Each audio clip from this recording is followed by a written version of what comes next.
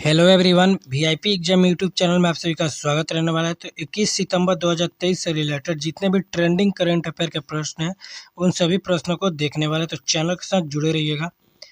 पहला जो प्रश्न है कि digital quality of life index सर्वेक्षण में भारत का स्थान कितने नंबर का था? तो 52वें स्थान पे इंडिया था digital quality of life index के अंदर। और टोटल उसमें देशों की संख्या अगर बात कीजिए तो 121 तो देश था, जिसमें से 52वें स्थान पे हमारा इंडिया था।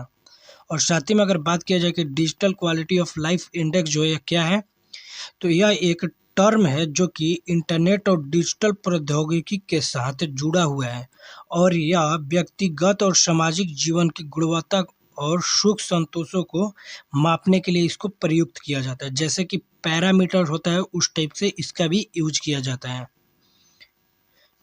अगला अगर प्रश्न देखा जाए, वित्त मंत्रालय ने किसके लिए कल्याणकारी उपायों की घोषणा की है? तो जो LIC है, life insurance corporation of India, जिसका फुल फॉर्म होता है LIC का, एजेंटों और कर्मचारियों के लिए कल्याणकारी उपायों की घोषणा की गई है वित्त मंत्रालय के द्वारा। और LIC से रिलेटेड अगर कुछ प्रश्न देखें, जैसे कि LIC का फुल फॉर्म क्या होता है, तो भारतीय जीवन बीमा निगम, जिसका इंग्लिश में होता है life insurance corporation of India. और LIC की अगर स्थापना की बात कर ले तो इसका जो स्थापना है LIC का, वह 1956 ईस्वी में हुआ था। अगला अगर प्रश्न देखें LIC से रिलेटेड कि LIC का परिचालन किस सरकारी निकाय द्वारा किया जाता है, तो भारतीय जीवन बीमा और विकास प्राधिकरण, जिसे IRDAI यानी LIC का प्रचलन करता है। और LIC का घोषणा पत्र क्या है, तो LIC का जो घोषणा पत्र है ये एग्जाम में पूछता है। तो इसका जो घोषणा पत्र रहने वाला है, आपका कल्याण हमारी जिम्मेदारी है। ठीक है। अगला है कि LIC के पास भारत में कितने क्षेत्रीय कार्यालय मौजूद है? तो टोटल 8 ठो यानी 8 कार्यालय जो है वो इंडिया के अंदर मौजूद है LIC के। अगला जो प्रश्न है कि LIC का प्रमुख कार्य क्या है, तो LIC का जो प्रमुख कार्य होता है व्यक्तियों को जीवन बीमा नीतियाँ प्रदान करना और भारत में जीवन बीमा का प्रोत्साहित करने के लिए LIC का यूज किया जाता है।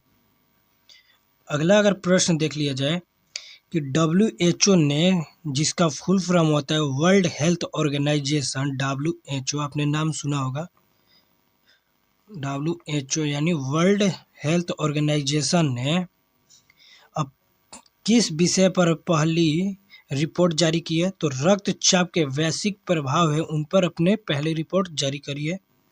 जिसके अंदर अगर रक्त से रिलेटेड प्रश्न देखे जाए कि जैसे रक्त में कितने प्रकार के रक्त कोशिकाएं होते हैं, आपने तो पढ़ा होगा RBC WBC, तो उस टाइप से अगर बताना है कि रक्त में कितने प्रकार की कोशिकाएं होती है, तो रक्त में जो कोशिकाएं पाई जाती है वो 3 प्रकार की होती है।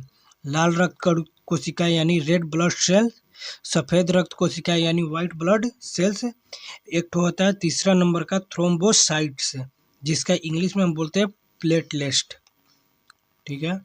अगर रक्त के से रिलेटेड अगर प्रश्न देखें कि रक्त के लाल रक्त कोशिका क्या करती है, तो जो रेड ब्लड सेल है यानी लाल रक्त कोशिका है, उसका कार्य जो होता है ऑक्सीजन को शरीर के अंगों और ऊर्जा को ट्रांसफर करने में मदद करती है, RBC। अगला प्रश्न है कि रक्त के सफ़ेद रक्त कोशिकाओं क्या काम करती है, तो WBC जो है इसका जो कार्य होता है वो रंगों और इन्फेक्शनों के खिलाफ रक्त की सुरक्षा करने में मदद करती है। अगला प्रश्न है कि रक्त ग्रुप कितने प्रकार के होते हैं और किस परीक्षण में पता चलता है? जो रक्त का ग्रुप होता है वो रक्त का कितना प्रकार का ग्रुप होता है, तो रक्त टोटल 4 प्रकार के होते हैं। जैसे A, फिर होता है B, फिर AB होता है और एक होता है O। तो ये 4 प्रकार के रक्त पाए जाते हैं। परीक्षण में ABO और RH फैक्टर के आधार पर इसका परीक्षण किया जाता है। अगला जो प्रश्न है कि भारत में रक्तदान का राष्ट्रीय दिवस से जो है वो कब मनाया जाता है, तो प्रत्येक वर्ष 1 अक्टूबर को राष्ट्रीय रक्त दिवस के तौर पे मनाया जाता है।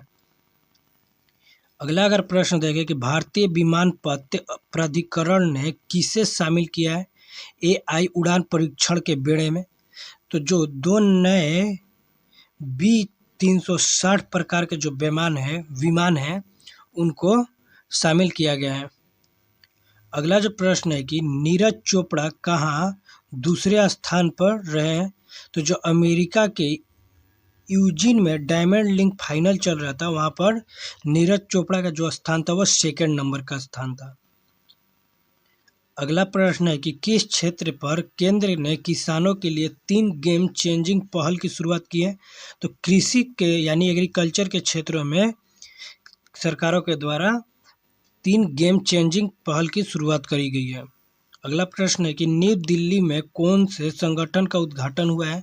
तो जो राष्ट्रीय मानवाधिकार संस्था सम्मेलन है, इसका जो उद्घाटन हुआ है वह नई दिल्ली के अंदर हुआ है।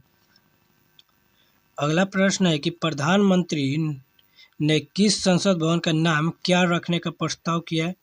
तो जो पुराना संसद भवन है उसका नाम नरेंद्र मोदी के द्वारा क्या रखा गया है? तो संविधान संसद के नाम से ही अब पुराने संसद भवन को जाना जाएगा। अगला प्रश्न है कि कब और कहाँ भारतीय नौसेना के नवाचार और स्वदेशी सेमिनार का दूसरा संस्करण आयोजित किया जा रहा है? तो 4-5 अक्टूबर यानी 2023 के अंदर इसको आयोजित किया जा रहा है। अगला प्रश्न है कि किसे DIPA का अध्यक्ष नियुक्त किया गया है? तो धनंजय जोशी जो है उन्हें DIPA का अध्यक्ष के तौर पर नियुक्त करा गया है। अगला जो प्रश्न है कि किस नगर के केंद्रीय मंत्री पुरुषोत्तम रूपाला द्वारा झींगा फसल बीमा योजना की शुरुआत की गई है? नवसारी के अंदर झींगा फसल बीमा योजना की शुरुआत करी गई है। अगला जो प्रश्न दिया है कि कनाडा सरकार ने कार्रवाई के जवाब में भारत ने क्या कदम उठाया है? तो भारत ने वरिष्ठ कनाडाई राजनयिक को निष्कासित कर दिया है। यदि आप किसी भी कॉम्पिटिटिव एग्जाम की तैयारी कर रहे हैं, उनके लिए इम्पोर्टेंट जीके जीएस या इम्पोर्टेंट करंट अफेयर के प्रश्न हो या जो MCQ या स्टैटिक जीके टाइप से जो प्रश्न चलते हैं एकदम ट्रेंडिंग में एग्जाम में जो पूछे जाते हैं, उन सभी प्रश्नों को देखना चाहते हैं या प्रीवियस ईयर के प्रश्नों को देखना चाहते हैं तो आप हमारे VIP एग्जाम YT चैनल के साथ जुड़ जाइए, क्योंकि वहाँ पर बहुत सारी इंपॉर्टेंट टॉपिक से रिलेटेड वीडियो अपलोड होता है। अगर वीडियो पसंद आया हो तो वीडियो को लाइक करिएगा, साथ में चैनल को हमारे सब्सक्राइब करिएगा।